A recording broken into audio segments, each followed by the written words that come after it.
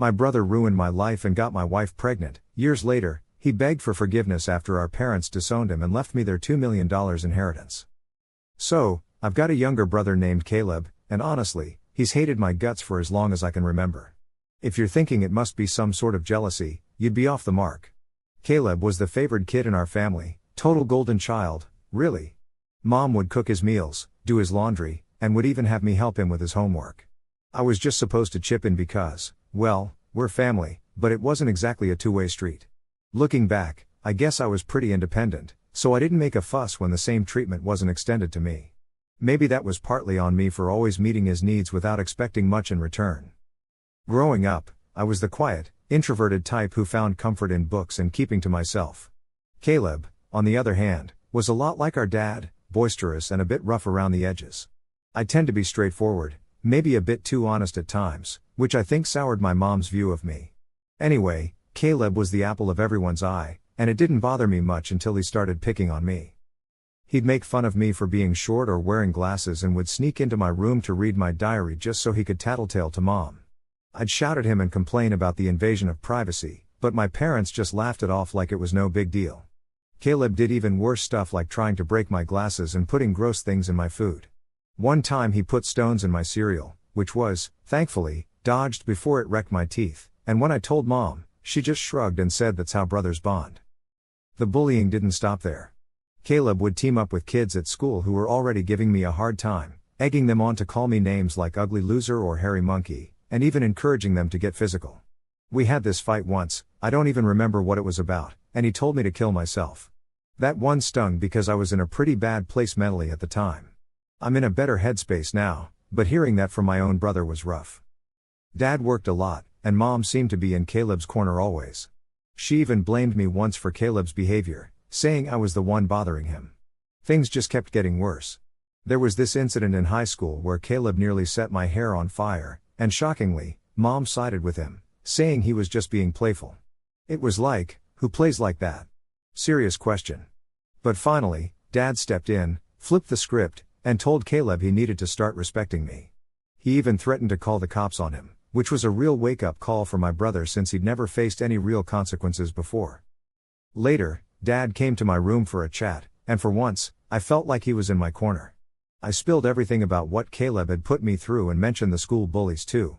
Dad was shocked and took action by talking to the principal the next day, making sure those bullies knew there'd be repercussions.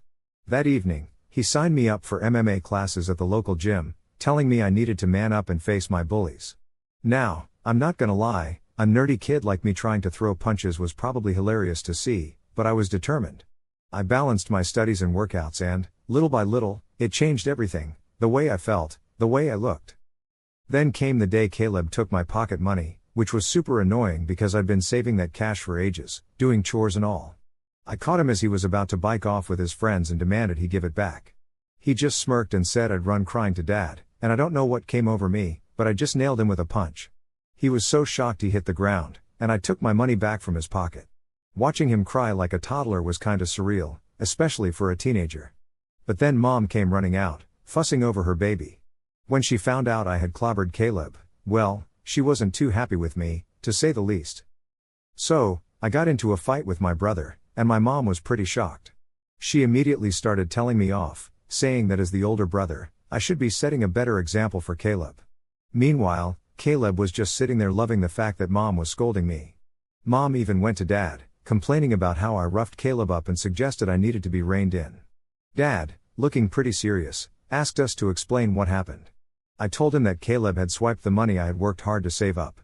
Caleb tried to justify it by saying he needed the cash for a date and that, as his brother, I should have helped him out.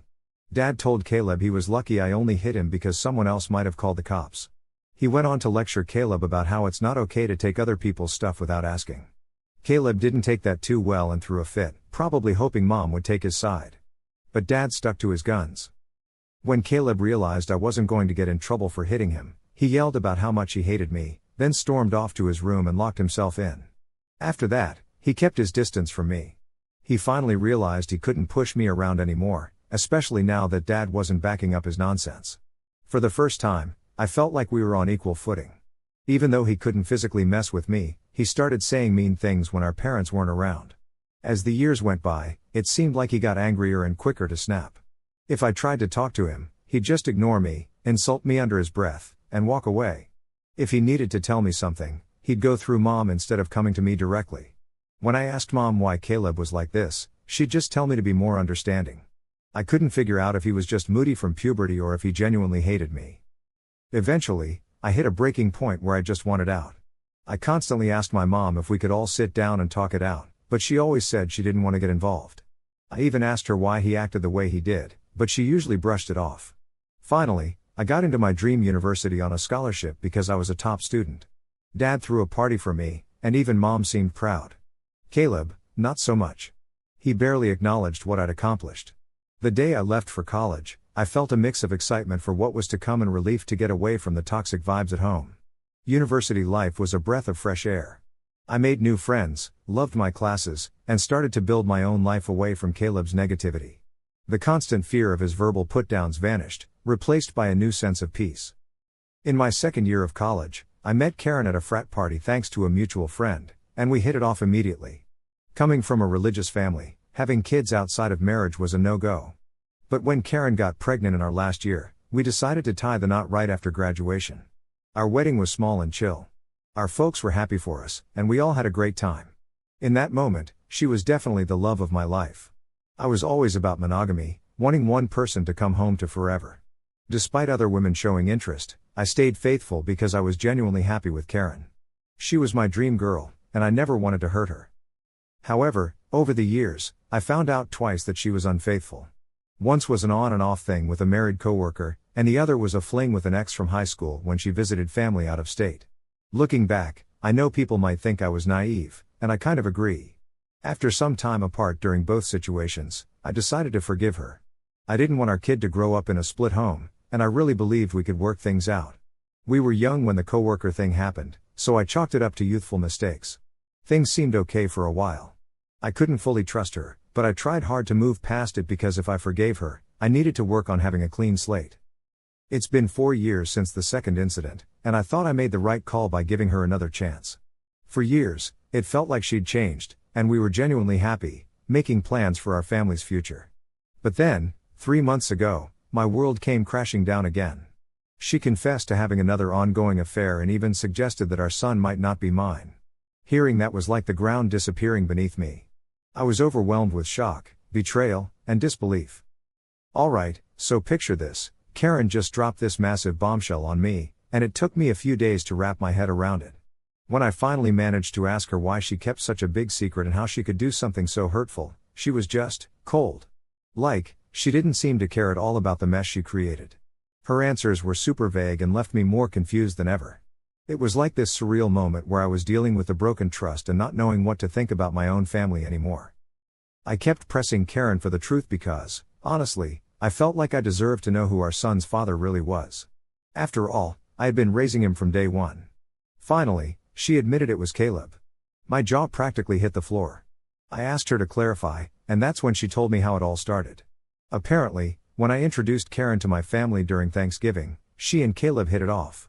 I remember Caleb, who was usually pretty distant with me, was surprisingly nice to her, and I was glad because I wanted her to feel at home. She spent a lot of time bonding with my mom because she wanted to fit into the family, but she also noticed Caleb and I weren't close.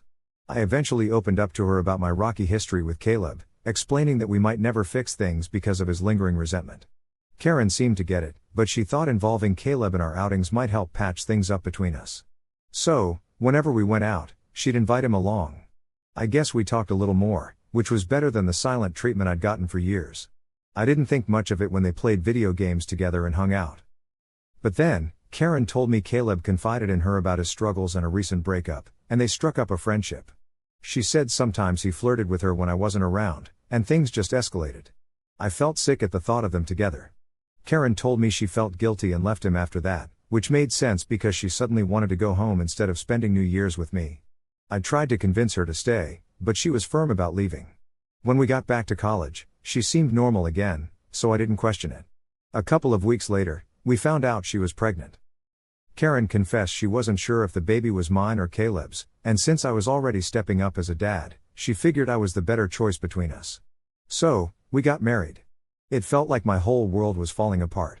The son I'd been caring for might not even be mine.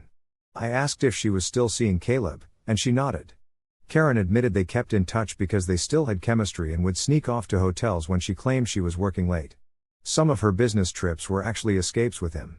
I asked why she stayed with me if she wanted Caleb, and she said she didn't want to be the one to end our marriage, especially since I was a great dad. She said it was a mistake that spiraled out of control. I calmly told her I was glad she came clean but that I was packing up and leaving. Karen started crying, asking for forgiveness, saying she expected me to yell or fight for her. But I just focused on what to do next. She kept going on about how our son would be affected and that kids shouldn't grow up in broken homes.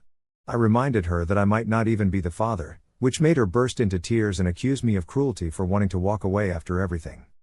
I guess she never thought anything could make me leave, especially since I'd been pretty laid back about stuff in the past. While I still cared for her, it was mostly because I thought we shared a life and a child. Karen insisted we could fix things, but I just didn't believe it. Trust was a big deal for me, and her words sounded hollow. Even if I forgave her, I couldn't forget she'd been with my own brother.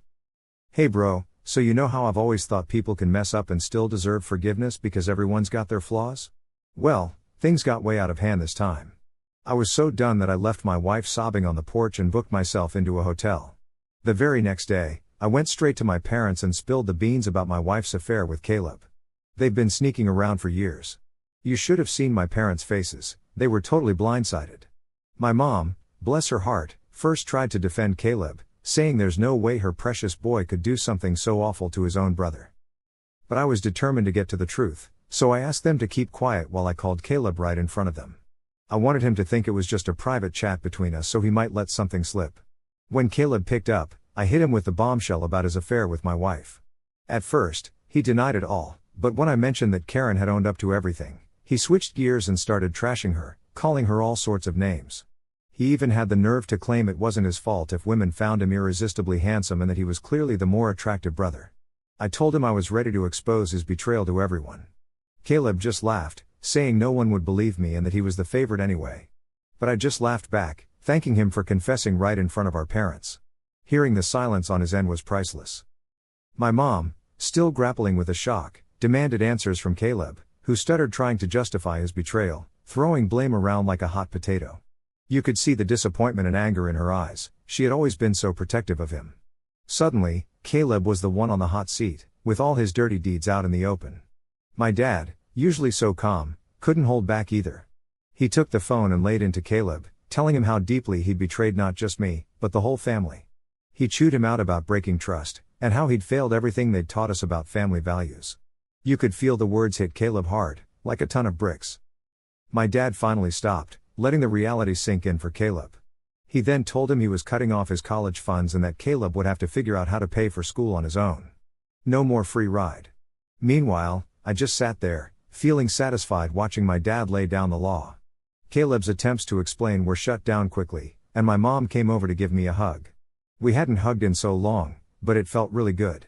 She apologized for not believing me sooner, and in that moment, all our past misunderstandings seemed to fade away. Later, my dad helped me find a good lawyer to divorce Karen. She and her lawyer tried to play dirty, asking for alimony and all, but her affair worked against them. We also did a paternity test, and as gut-wrenching as it was, it turned out Caleb was the father of the child I'd thought was my own.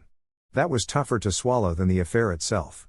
Karen begged me to stay in touch with the kid, but every time I looked at him, I saw Caleb's face and it was just too much. After the divorce, I moved into my own place for the first time in a long time. It was weird but so freeing. I adjusted to the bachelor life pretty quickly and honestly, I was loving it. Just a couple of weeks ago, my dad called me and mentioned he's thinking of changing his will. He doesn't want Caleb to get anything. Once my dad makes up his mind, he's unshakable, and he's sticking to his decision to cut Caleb out. Apparently, Caleb had tried to get in touch with my parents, hoping to smooth things over.